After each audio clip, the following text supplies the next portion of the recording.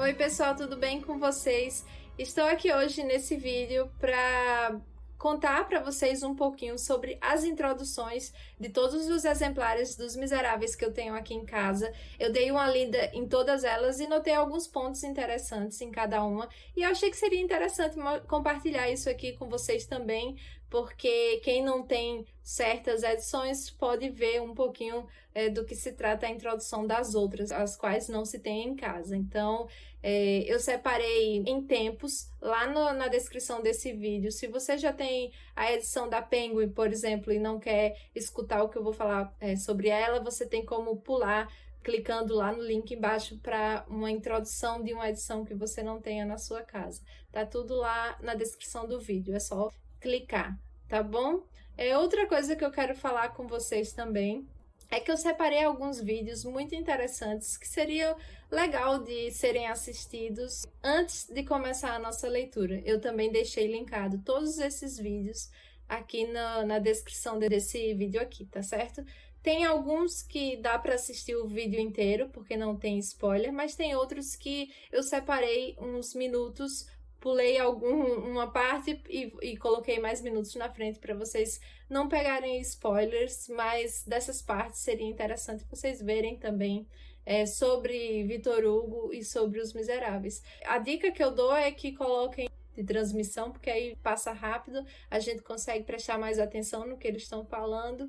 E é isso, espero que vocês gostem desses vídeos que eu separei para vocês. E só mais uma coisa que é bom deixar muito claro aqui, sempre vou falar isso, a nossa leitura coletiva é uma leitura coletiva de igual para igual. Eu não sou historiadora, eu não estudo literatura, então isso aqui não serão aulas sobre Victor Hugo, sobre Os Miseráveis, e nem tampouco será um estudo aprofundado sobre a obra, tá certo, gente? Será só uma leitura coletiva, onde a gente vai colocar todas as nossas opiniões lá no nosso grupo no Telegram e discutir o que a gente leu, cada um com as suas opiniões, e eu acho que vai ser uma experiência muito enriquecedora para todos nós. Então, é isso, pessoal. Vou começar agora a contar para vocês sobre o que eu entendi e sobre o que eu li nas introduções desses exemplares que eu tenho aqui comigo.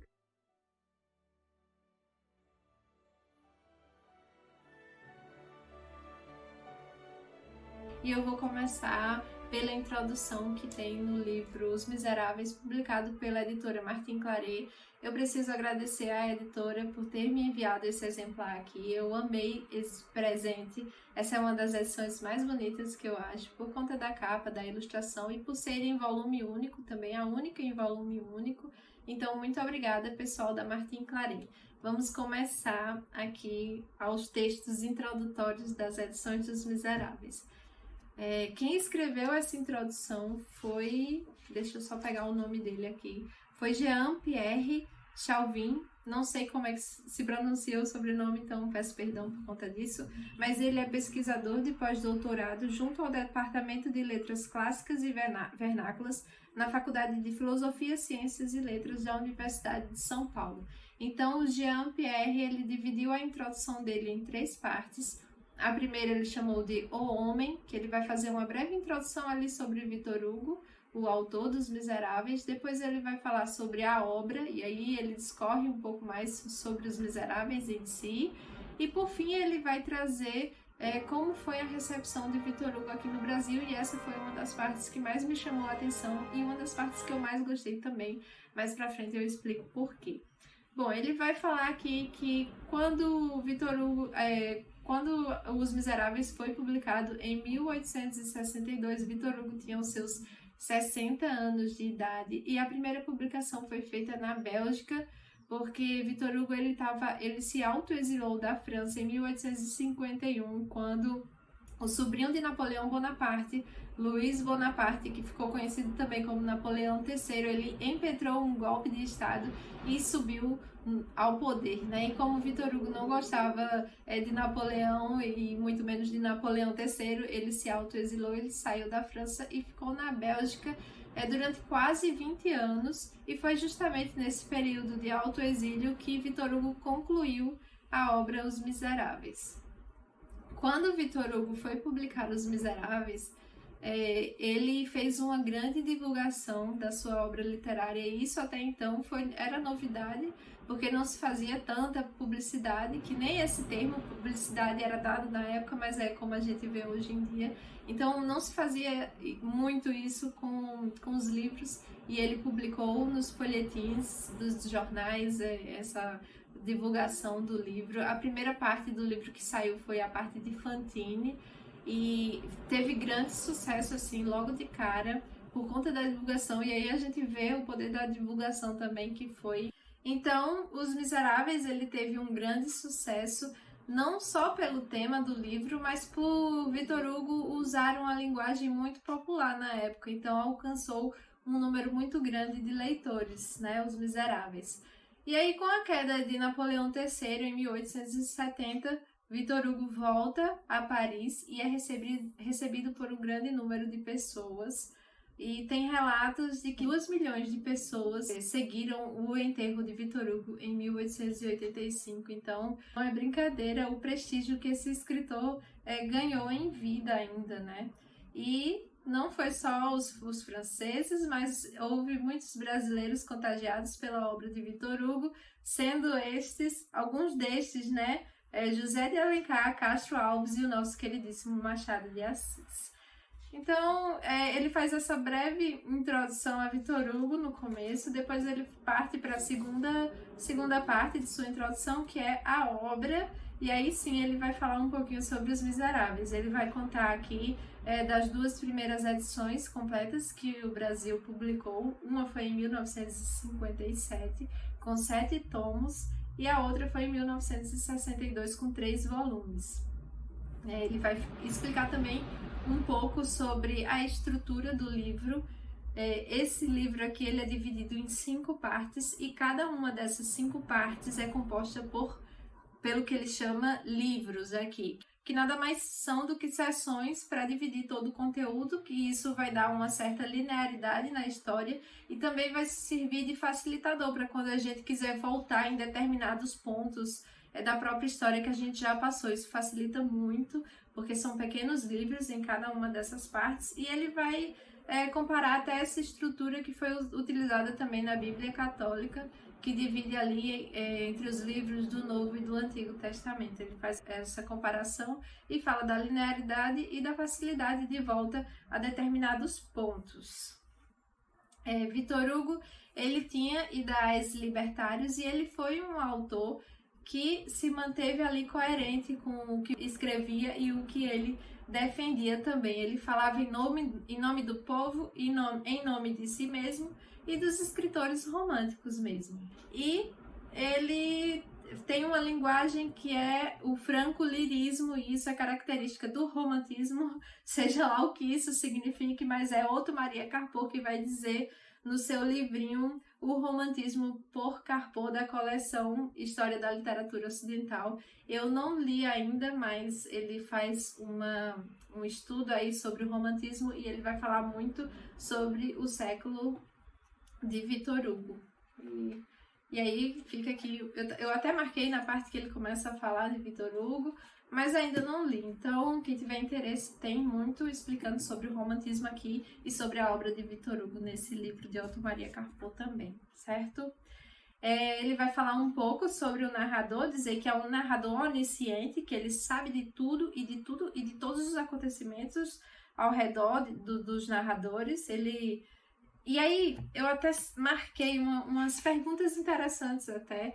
Ele vai falar aqui que o narrador, ele fala, o cara que escreveu, Jean, né, que escreveu a introdução, ele fala assim: o narrador veste a máscara de historiador e se dirige ao leitor empírico, o que contribui para uma sobreposição de papéis, como se o propósito do livro fosse extrapolar o plano da narração. Aí ele pergunta: seria pura ficção? Ou o Victor Hugo falaria conosco pela voz de seu narrador? Aí eu até lembrei de algo que Mário Vargas Llosa vai falar aqui sobre esse narrador. Tem o primeiro capítulo inteiro desse livro aqui, A Tentação do Impossível, é sobre o narrador mesmo. Ele fala tanta coisa do narrador, e ele fala inclusive isso, eu até anotei aqui, o narrador só quer ser Victor Hugo. Aí ele faz as perguntas aqui, né? Quem é esse narrador? Ele está convencido de que é o próprio Victor Hugo e de que nós também pensamos assim. E aí ele vai se utilizar de fatos pessoais em alguns momentos de nostalgias, de lembranças íntimas de Victor Hugo. Ele até coloca, eu anotei aqui, ele até coloca fatos da vida de Victor Hugo para pensarmos que ele é, mas ele não é o Victor Hugo. E aí ele vai defender porque ele acha que não é o Victor Hugo, que é só um narrador aí fanfarrão mesmo, que quer roubar a identidade de Victor Hugo, né? Mas eu acho que isso aqui eu vou falar com vocês mais pra frente, pra gente não pegar um certo asco assim no narrador. Depois que eu li isso aqui eu fiquei muito assim com esse narrador, coisas que eu nem tinha pensado na época. Ele fala que o narrador, apesar de se destacar, ele não está no tempo da história. Ele vai falar que o narrador fica tentando convencer a gente de certas coisas, ele esconde algumas coisas só pra gente ganhar confiança, ele diz que não vai fazer algo e acaba fazendo, ele diz que não tá presente na história, mas só dele falar que tá presente, ele já se faz presente. Então fica aí essa questão, né? Victor Hugo falaria conosco pela voz de seu narrador? Isso aqui até é uma pergunta que a gente pode nos fazer depois lá no final da nossa leitura, né? Será que era Victor Hugo falando através do seu narrador? Ou será que o narrador estava querendo fazer com que a gente acreditasse que ele era de fato Victor Hugo, né? Então, esse foi um dos pontos que me chamou muito a atenção nessa introdução, e aí fica o questionamento para a gente conforme a gente for adiantando a nossa leitura dos Miseráveis, né? Mas de fato, Victor Hugo ele era um grande conhecedor da França e ele vai trazer realmente elementos históricos como matiz do seu romance, que é uma ficção, tá, gente? Tudo isso aqui é uma ficção mesmo. Deixa eu ver mais o que eu anotei aqui. Ele fala mesmo que é uma esfera empírica para um plano da ficção, né? E ele vai falar da narrativa, que é cheia de idas e vindas, encontros e desencontros, umas fugas muito calorosas e depois um momento de calmaria. E aí a gente vai tendo todas essas turbulações aí durante a nossa leitura. E também tem a estabilidade dos personagens que a gente vai acompanhar. O texto tem muitas imagens, ele vai até falar que parece uma peça teatral, e realmente parece mesmo. Mário Vargas Llosa, ele fala muito aqui nesse livro que tá todo mundo ali agindo teatralmente, como se estivesse numa peça, e não é à toa que Os Miseráveis ele já teve várias adaptações para o cinema, teatro, musicais e tantas outras adaptações, não é mesmo? E Victor Hugo ele se transforma numa das maiores vozes do romantismo ocidental, porque ele vai falar mais, ele vai ter uma liberdade assim na narrativa, ele não vai estar, ele até fala que ele ganha originalidade nas obras ao invés dos modelos clássicos, né? Então não era mais uma manutenção dos autores do passado, e era algo inovador que surgia pela frente, que é justamente essa liberdade criadora do sujeito. O livro vai atingir uma cultura média letrada que gostava de ler jornais. Ele começa em 1830, essa ideia do romantismo francês começa a chegar aqui no Brasil em 1830 e vai se fortalecendo por conta dos jornais e dos folhetins onde eram publicadas as obras francesas. Os Miseráveis começou a ser publicado aqui no Brasil em 1862 e foi traduzida pelo jornalista conservador Justiniano José da Rocha. E aí Os Miseráveis vinham através de folhetins nos cadernos dos jornais. Acho interessante isso, porque hoje a gente tem uma facilidade muito grande em adquirir várias edições dos Miseráveis e assim o texto completo, sejam elas assim, de maneira física ou de maneira digital. É muito fácil a gente ter isso hoje em dia, só que naquela época eles eram traduzidos e colocados em partes nos folhetins dos jornais. Devia ser uma experiência muito interessante, e aí eu fico imaginando a ansiedade que dava para receber o folhetim para dar continuidade da história, né? Interessante demais isso.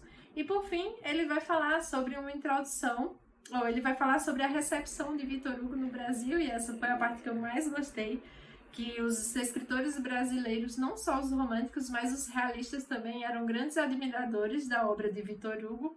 E José de Alencar, inclusive, se inspirou muito nas matizes francesas. Ele dizia o seguinte, que ele trouxe para as histórias dele o poema da vida real. Eu achei isso tão bonito, né? O poema da vida real. E aí aquilo que eu estava falando, são obras com mais originalidade, que ao invés dos modelos clássicos, que eram até então utilizados, não era mais uma manutenção dos autores do passado, era algo inédito, algo inovador. Então, começava a aparecer nas obras o individualismo ou aquela ordem historiográfica que tinha um caráter mais coletivo, um caráter mais popular, não só nas narrativas, mas nas próprias personagens das histórias e nos próprios narradores. E nessas obras ela tinha uma coesão maior entre o escritor, a obra e o público, né, as pessoas que liam essas obras. No Brasil, o romantismo francês chega a todo vapor e se intensifica mesmo em 1840, e a literatura deixa de ser reflexo. Até então, a nossa literatura, cultura e política eram muito reflexo de Portugal, mas com a influência da literatura francesa, a nossa literatura deixa de ter esse reflexo de Portugal, né? O indivíduo ele começa a ter um desejo de se expandir, de melhorar na cidade. Então, começam a aparecer também questões políticos-sociais. Então, os escritores brasileiros, eles começam a ter muito apreço no romantismo, né, nas obras dos romances franceses que estavam chegando, porque eles vão ter uma afirmação da identidade nacional mesmo e da independência cultural e política frente a Portugal. Então, esse tom historiógrafo vai chamar muito a atenção dos escritores brasileiros que vão ter essa vontade de estudar mais a nossa própria história. A segunda introdução que eu li foi a do livro publicado pela editora Nova Fronteira. Esse livro aqui ele foi publicado em 2 volumes, sendo esse primeiro mais fininho e o segundo volume um pouco mais grosso. A edição também está belíssima, só que nessa edição aqui a introdução ela é bem mais curta, ela tem 2 folhas, totalizando aí 4 páginas de introdução. Logo no começo dessa introdução eu vou ficar sabendo que Otto Maria Carpo, que é o autor desse livro aqui do romantismo, sobre o romantismo, e autor de toda a história da literatura ocidental, ele faz severas críticas a Victor Hugo. Eu não sei que restrições severas. Eu não sei que restrições severas são essas, então eu vou ter que ler aquele livro ali para descobrir. Mas, de qualquer maneira, ele enaltece Victor Hugo. Ele fala aqui que Victor Hugo ele tinha grande prestígio, ele tinha um grande público, ele era muito conhecido e famoso naquela época, e ele era considerado como o poeta, ou seja, o maior de todos os poetas, aquele que escreveu os versos mais belos da língua francesa. Ele também vai falar um pouquinho sobre a linguagem dos Miseráveis. Ele vai dizer aqui que é uma forma barroca, só que ele tem uma grande sintonia com os problemas da sua época. E aí ele meio que se distancia um pouco do romantismo católico e conservador que estava muito forte e presente na França daquela época. Ele também vai falar um pouquinho, né, que Victor Hugo ele foi romancista, foi poeta e foi também político. Fala que Victor Hugo era membro da Assembleia Francesa e que ele era contra totalmente o Napoleão III, indo inclusive às ruas enfrentar os soldados de Napoleão III à bala, e isso gerou muitas perseguições para ele. Foi um dos motivos pelos quais ele deixou a França e se exilou na Bélgica durante aí quase 20 anos, que a gente já tinha visto na outra introdução do livro anterior. Ele vai falar muito aqui que Victor Hugo ele tira da realidade o assunto original de sua história e aí começa a criar sua ficção. Mas eu vou até ler aqui essa parte que me chamou a atenção. É o seguinte, ele diz assim: Victor Hugo ouvira uma história relativa a um esforçado que, graças à sua força sobre-humana, conseguira fugir das galés.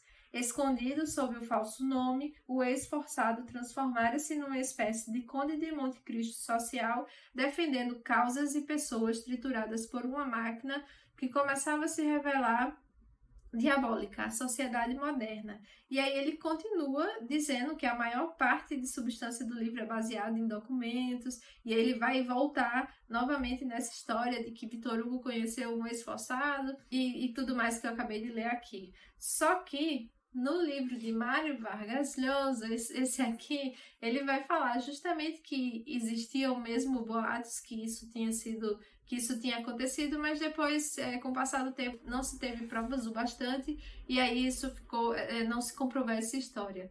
Ele fala aqui que Victor Hugo ouviu da boca de um cônego Angelim a história do ex-forçado Pierre Maurin, que o bispo de Digne havia hospedado na sua casa, o que seria o embrião da história de Jean Valjean e Monseigneur Bonvenu.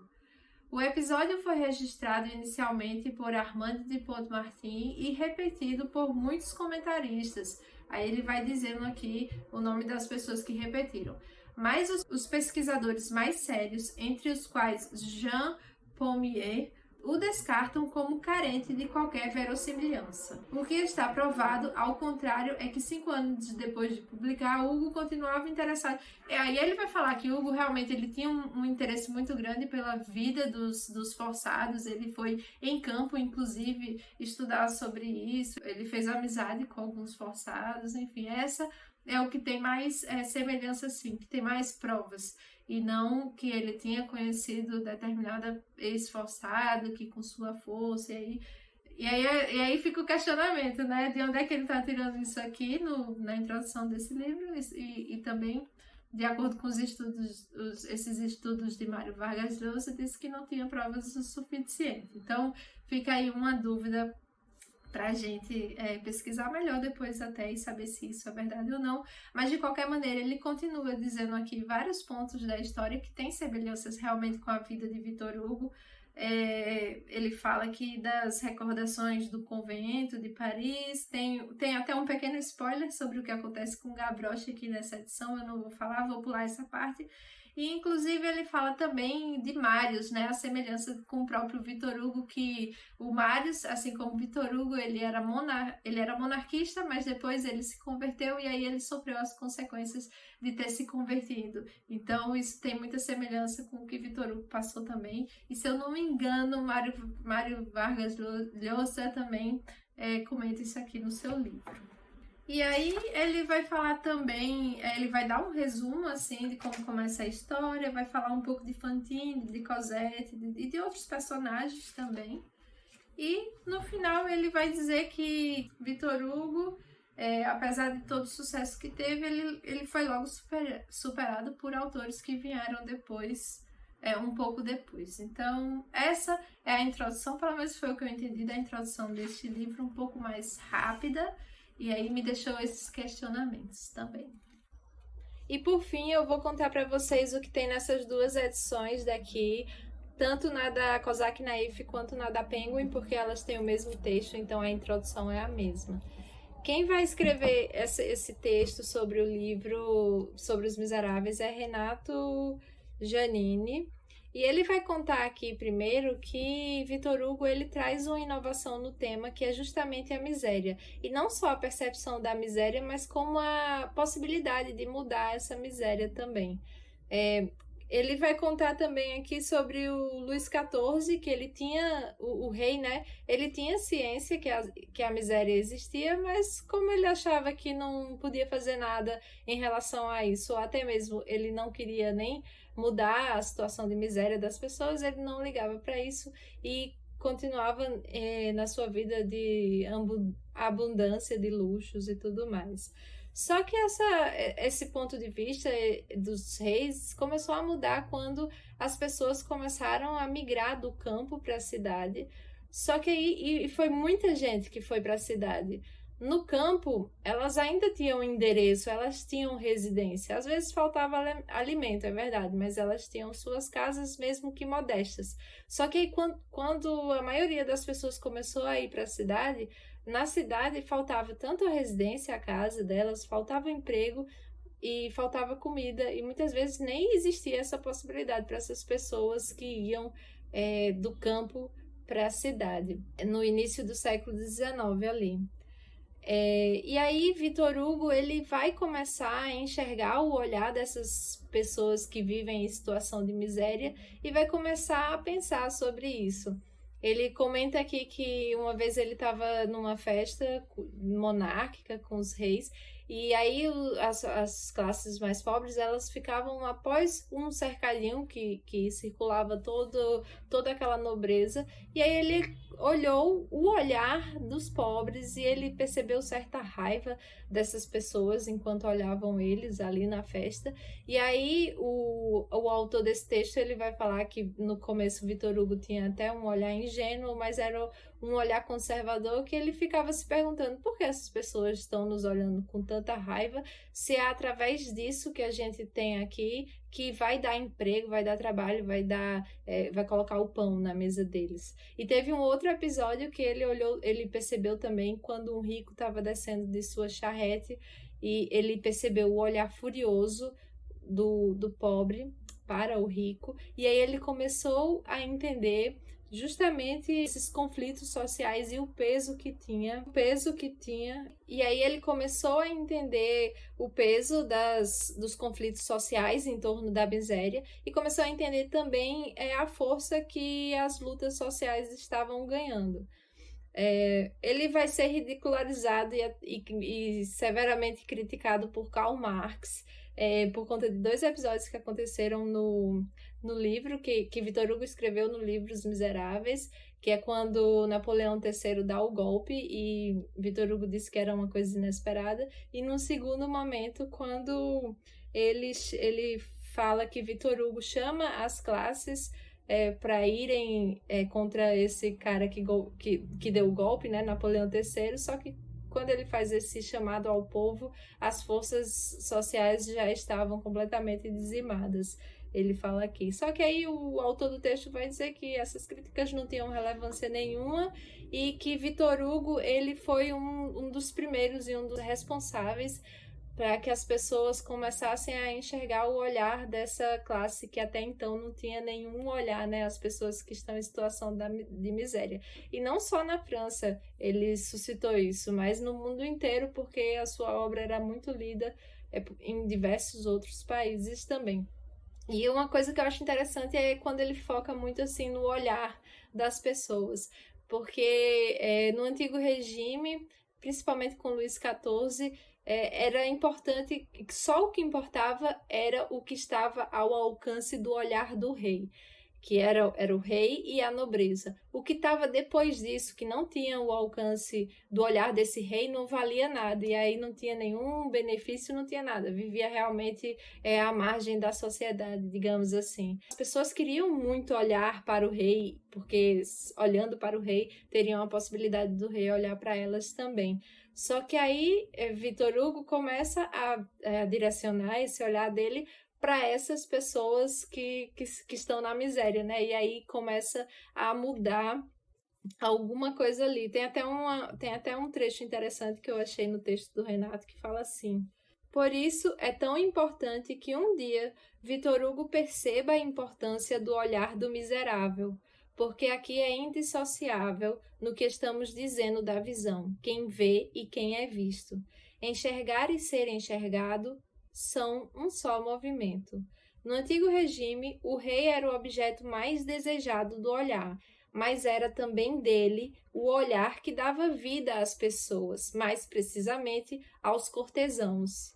Longe dele, o nobre definhava, precisava, se fosse exilado em suas terras, aprender a ser estoico.